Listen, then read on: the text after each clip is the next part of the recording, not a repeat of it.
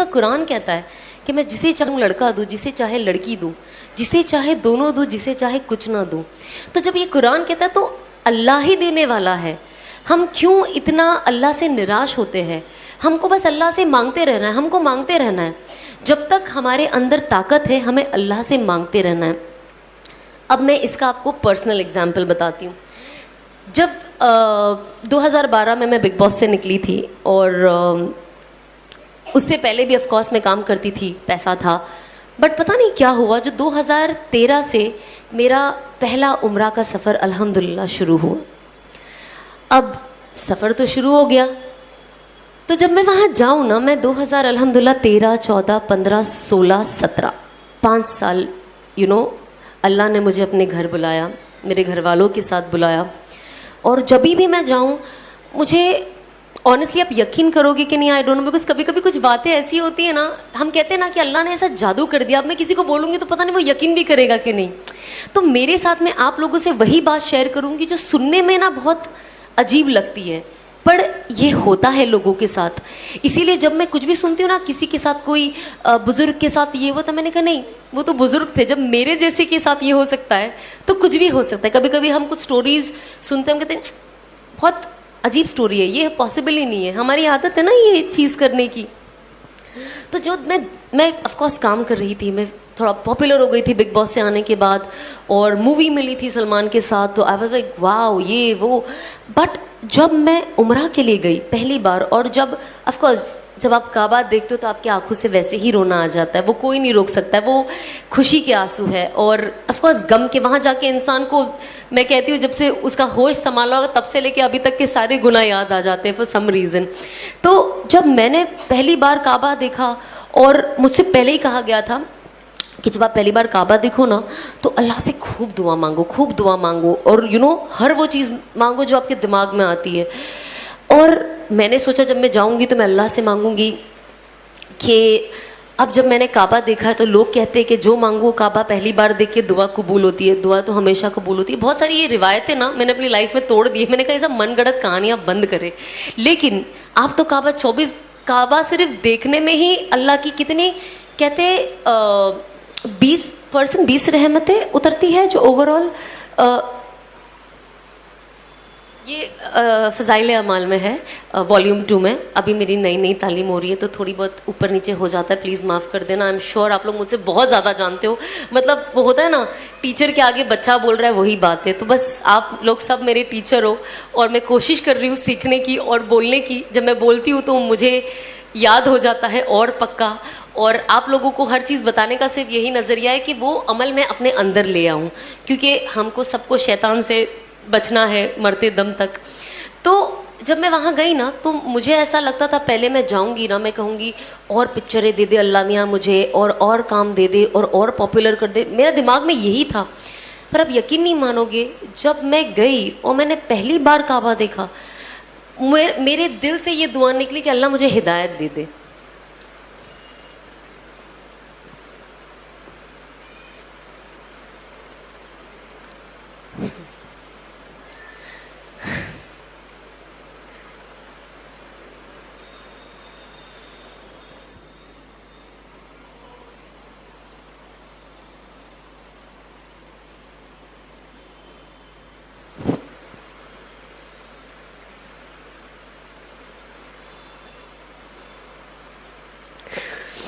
Honestly I don't know کتنے لوگ اس چیز کو ویلیو کرتے ہیں, پر میرے لیے یہ ورڈ ہدایت میرے لیے بہت ویلیو کرتا ہے, بہت.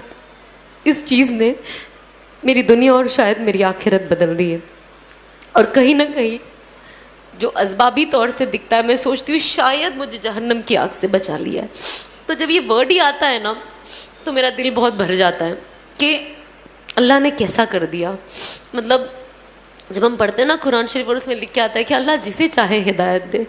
تو جب میں اینڈ آتی ہے نا ایک اور کہ I was lost and he found me and he guided me, میں گمراہ تھی اور انہوں نے مجھے صحیح راستہ دکھایا. تو میں قرآن شریف ابھی بھی جبھی بھی پڑھتی ہوں, اور جب وہ آیت آتی ہے اور میں پڑھتی ہوں نا, میرے آنکھ سے آنسو ایسے ٹپ ٹپ گرنے لگ جاتے ہیں, اور مجھے رکنا پڑتا ہے کچھ وقت, کیونکہ میں خود ابھی تک یہ ڈائجسٹ نہیں کر پائی ہوں کہ اللہ نے زندگی میری کیسے بدل دی.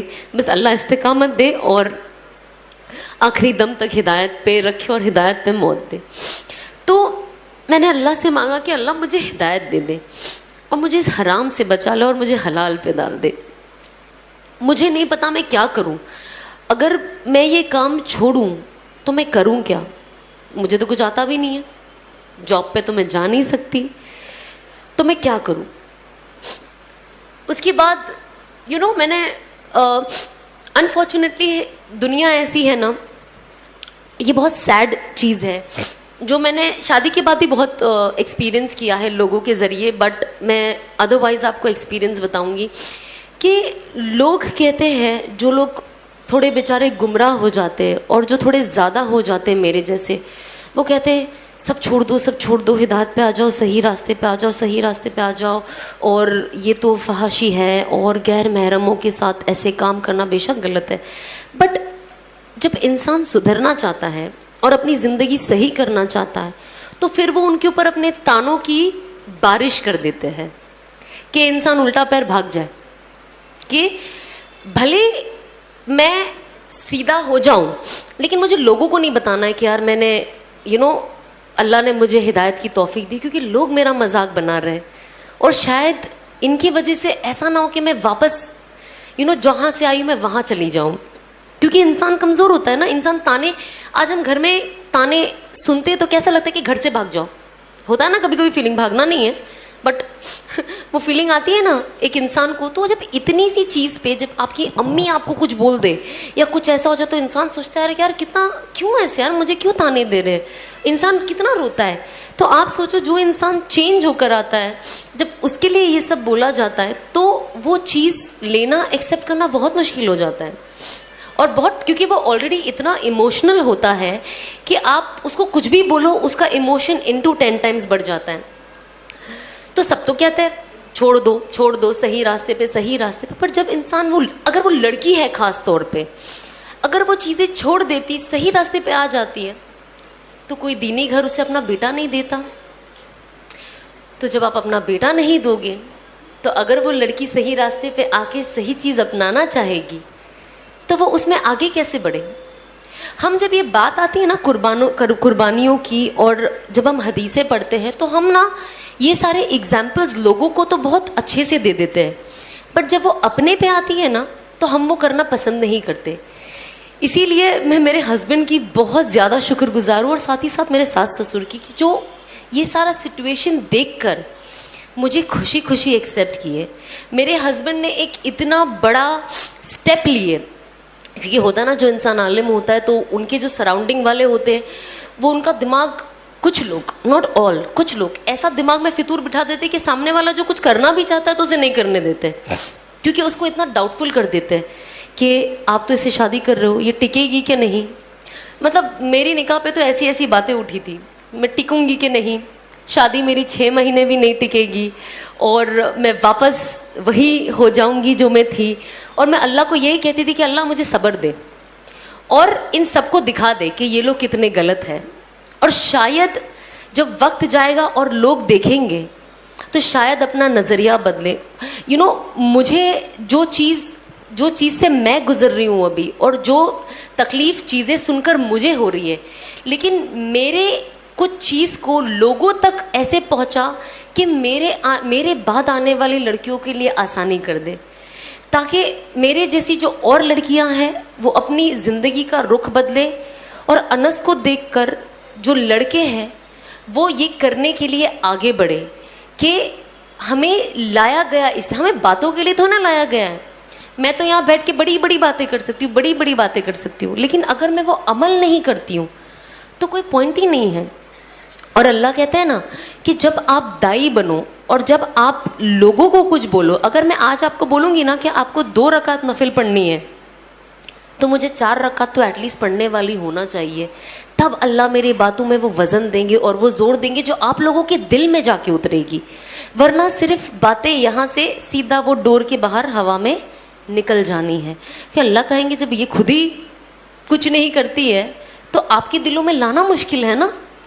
تو یہ بہت ضروری ہے کہ ہم किस चीज़ के बारे में क्या सोचते हैं. हमें सोच के साथ हमें कहते हैं ना, हम प्रीच करने वाले नहीं बने सिर्फ. You practice what you preach. आप जो बोलते हैं आप खुद प्रैक्टिस करें. तो मैं ऑफकोर्स बातें करने से पहले मैंने प्रैक्टिस करना शुरू किया, और जितनी चीज़ मैं अभी प्रैक्टिस करती हूँ मैं वो चीज़ बातें करती हूँ, और जो चीज़ मैंने नई नई अमल में लाई है मैं वो भी कोशिश करती हूँ कि मैं शेयर करूँ, ताकि साथ ही साथ जिन किसी को एक्चुअली पता, आप यकीन नहीं मानोगे, जैसे मुझे मेरे शौहर एक कोई बता देते कि आप ये पढ़ो, ये पढ़ने के बाद ये ज़्यादा ज़रूरी है और इससे फलाना फलाना फ़ायदा है. पता है मेरी सबसे पहली फीलिंग क्या होती है? मैं जल्दी से इंस्टाग्राम पे डाल दूँ ताकि सब पढ़ ले और सबको ये फ़ायदा हो जाए. आज अल्लाह ने ऐसा किया है कि ये फीलिंग सबसे पहली फीलिंग है जो मेरे दिल में आती है कि लोगों का फ़ायदा हो, लोगों का फ़ायदा हो. जैसे इन्होंने कहा, कुरान में लिखा है उखरिजत लिन्नास, कि हमें बनाया गया है एक दूसरे की बेहतरी के लिए. अल्लाह कहता है कि आप जाए और लोगों को बताए कि मुझे क्या पसंद है, और लोगों को जाकर ये भी बताए कि मुझे क्या नहीं पसंद है. और जो मेरी सुन्नतों को फॉलो करेगा और हुज़ूर पाक सल्लल्लाहु अलैहि वसल्लम की सुन्नतों को फॉलो करेगा, वो बिल्कुल कामयाबी के रास्ते पे है. तो यही तो कुरान हमें कहता है एकदम खुले अल्फाज में. इसमें रीड बिटवीन द लाइन कुछ नहीं है कि अब आप इसके कितने मतलब निकालोगे, इसका कोई मतलब नहीं है. कट एकदम स्ट्रेट पॉइंट टू पॉइंट लिखा हुआ है. इसमें हमें कोई आगे पीछे की कोई दलाइल नहीं है, एकदम स्ट्रेट है. अगर ये कोई नहीं समझे तो वो बेवकूफ़ी होगा.